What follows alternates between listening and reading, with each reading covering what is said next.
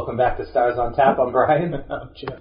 And it's been a while since we've done these. It's probably, 6 months, 7 months, 8 months. Yeah, I don't even know. Yeah, it's been. We've had a lot of people asking too, which is kind of fun. Well, we're back. We are back, and there's a lot of things that have changed for us personally and professionally in the last couple of months, and one of them being the beer we're going to review.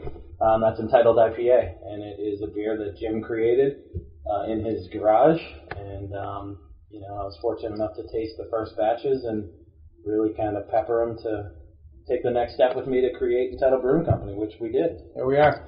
Here we are, and this is a big hop-forward, 70-plus IBU, 7.2% alcohol IPA that people, from what we've seen on Beer Advocate and have been told, really like it. And I know how much we're selling, and it's going well. It's going very well. It's exceeded expectations. So we're going to get into just kind of tasting it and doing our normal routine, and then we'll tell you a little bit about how, and Jim will tell you a little bit how he came up with the idea. So right off the bat, it's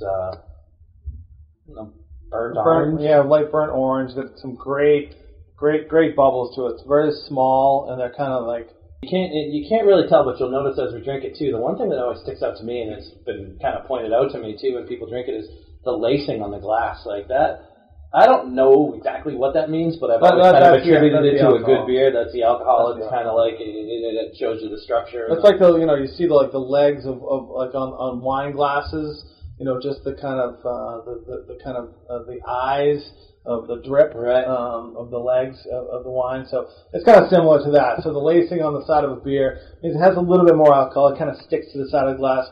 There's a little bit more kind of residual sugars that are kind of captured in the beer. So that's why that happens. Lacings of goodness. Yeah.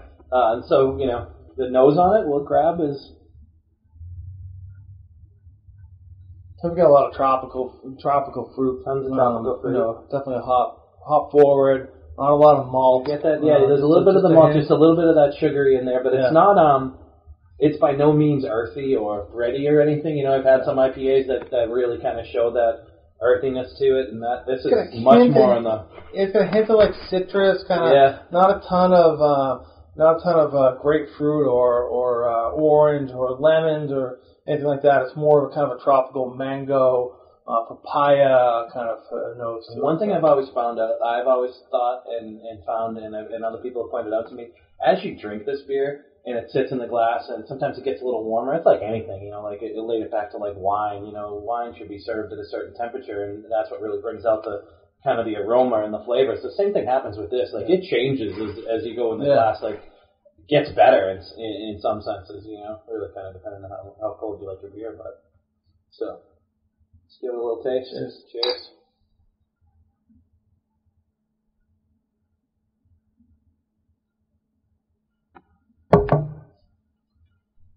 So crisp.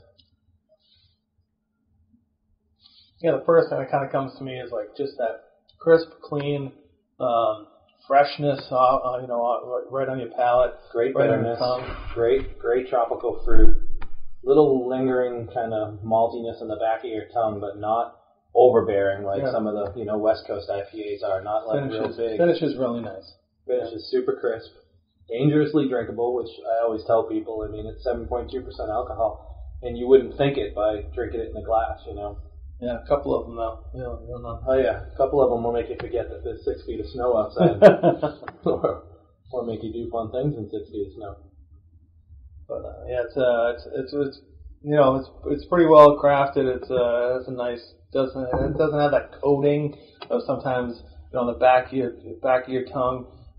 Some of the IPAs or double IPAs kind of have that kind of like heavy kind of viscosity on the back. The thickness almost, It doesn't. It really crispens out, and it's easy to have more than one. And the way this whole kind of project came about is it was something that we always wanted to do. And, Jim had been brewing some beers at home, and they were just getting better and better. But when we decided to kind of finally launch it, it was kind of more of a, we knew that we had something really good, and we knew that people were going to like it. But to make that step took a little bit more. It was a little bolder. But when we finally did it, we reached out to a company out in Ipswich, Mass, because everyone always asks where we brew it. We brewed in Ipswich, Mass. We're there the majority of the brew days. We were there for the first batches. We were the ones that, in the beginning, brought what we had as a recipe and then kind of made our own tweaks to it as we went along, according to kind of what, he does more of the brewing than I do. Jim did the majority of the brewing side of that, which we were able to kind of tweak the recipe, you and Ipswich, and kind of create it to where we wanted it to get to, and I think I know we're there. Yeah, I'm thrilled with what we have in the class. So we got a ton of accounts out there. We're in about 50 restaurants right now. It's beginning of February. We're in a bunch of places in the South Shore, all the way from Cave and Islands, to Western Mass. So the list is long. So, and if you have tried it and like it, and you go to your local place and they don't have it, ask for it, because that's the only kind of way that they're going to get to know about it. We always say, if they say that they've got a lot of IPAs, or they get this or they get that, we'll taste them side by side, and whoever wants it can have it. Whatever's better beer, we'll go with it. So.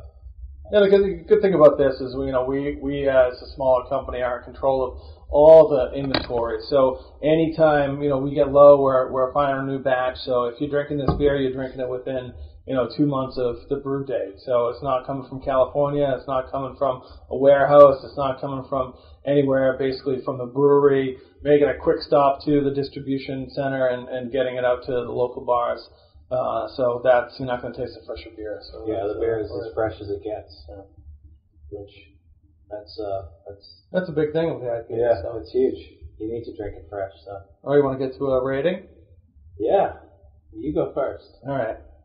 Well, since I created it, I love it, and I created it for the beer that I wanted to drink at home. And then obviously, like we said, it transitioned into something bigger here that you all can enjoy. So, but I just really enjoy it. I really enjoy the liquid in the glass, and it's a beer that I would go to every single time. So I'm going to rate it a 96.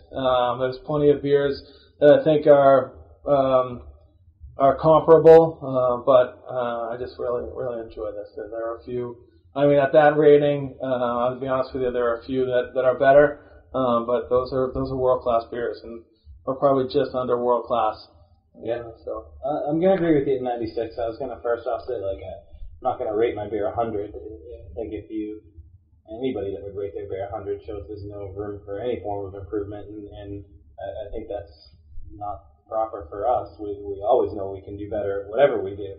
So, but I do also know, with every fiber of my being, that this beer is great. It is, as Beer Advocate would say, outstanding, and we definitely fit that outstanding classification. So I'm going to go right in with Jim, 95, 96, right in there. I think if I saw it at 100 or if I saw it at 99, I wouldn't be surprised. It wouldn't be like, oh, geez, they gave us a huge rating. It would be a huge compliment, but humble beginnings. I'm going to keep it at 96, 97.